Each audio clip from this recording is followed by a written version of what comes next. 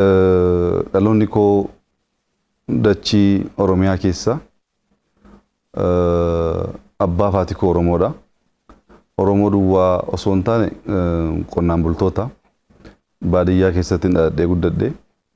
Bashaashaa jechuun egaa gandas miti. Biyya naan dhaladheetti guddadhe televezyiiniin hin jiru, ibsaan hin jiru, daandiin hin jiru. Oromoo masa qulqulluuti jechuudha. Haa ta'u malee Oromummaan dhiigaan duwwaan mirkanaa'u, gochaan mirkanaa'a. Ani Oromummaa koo gaabbii an Oromoof qabu of kennee qabsaa'ee jaalawwan koo wajjin injifannoo fidee eenyummaa ofii dhugoomsee jira. Kana akka haaraatti kaasuudhaaf baay'ee rakkadhu. Haa ta'u malee eega dubbiin akkasii kun ka'ee baay'ee na dhibeetu jaarsa tokko naannoo keenya biyya keenya kan dhufan argadheen dheenyetti dubbiseen ture. Maaliif akkas ta'a namni keenya waan ba'ee waan ol ka'e tokko cabsuu irratti xiyyeeffata. Ijaaruun barbaadu waa'ee Oromummaaf amma kana dhamaanee qabsoofne akkamitti gaaffii godhaa kan jedhu kaaseen ture. Maaliif abbaan koo akka carraa ta'ee Oromummaa duwwaa osoo hin taane jecha guutuu lama Amaariffaan dubbachuu hin danda'an. Akkam oolte fayyaa keedha jechuu Amaariffaa hin danda'an. Armeen kiyya lamaan dubbatu. Abbaan kiyya garuu Amaariffa cirumaa hin danda'an waan isaan beeku. Kanaan itti arrafamaa guddanne. Gaaffiin akkasii uummanni na beeku, uummanni na guddisee akka hin qabaanne nan beeka. Haa ta'u iyyuu malee garuu aadaa gadhee waan ta'eef deebisuu barbaada.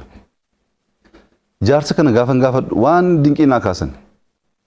Kun ikkoo waan haaraa mitiin biyya keenyatti keessattuu uummata keenya keessatti akka haaraatti dagaagaa dhufeeraa naan jedhan. Maali jennaan biyya keenyatti namni tokko ka'ee suuqii xiqqoo tokko kiyooskii wayii banannaan namichi kun halkanii waraabessa irra ba'ee gulufaa oola. Sassaabduu qaba, qarshii namaa sassaaba. Mana warra beektotaa deemaa qalaa oola jedhanii maqaa baasuu fi namni xiqqoo waan fooyyee hojjeteennaan waan gaarii hojjeteennaan hojjetee dadhabee fide jechuurra halkan gulufee waraabessa irra ba'ee sassaabee akkaataa kanaan qabeenya horate jechaa guddanne waan ol ba'een jaallannu waan bareedee waan ol ba'ee gaafa agarru keenya gochuu caalaa dhiibnee kan Oromaa goona isatu guddatee sirratti qaqqabe hanga amma nama nu keessaa ba'ee muummicha ministeeraa ta'e waan hin qabaanneef as geenyetu waan si agarreef akkas goonee naan jedhan. Baay'een dinqisiise yaada isaanii jaallee biraa wajjin gaafa kaasnu inni immoo dhugaa isaaniiti garuu waan tokkotu badeedhe. Muummicha ministeeraa gaafa taatu akkas ka'e malee Oromiyaa irrattis dubbiin akkasiitu jira. Gaafa Kumaa Dammaqsaan dhufu Oromoo miti. Gaafa Muktaar dhufu Oromoo miti. Gaafa Abbaa dhufu Oromoo miti jechuun haaraa miti. Nama ol ba'ee gaggeessummaa irratti xiyyeeffatee hojjetu gargaartee akka hojiinsaa fiixaan ba'ee firii buusu caalaa cabsuutu baay'ata kan jedhu naa kaase.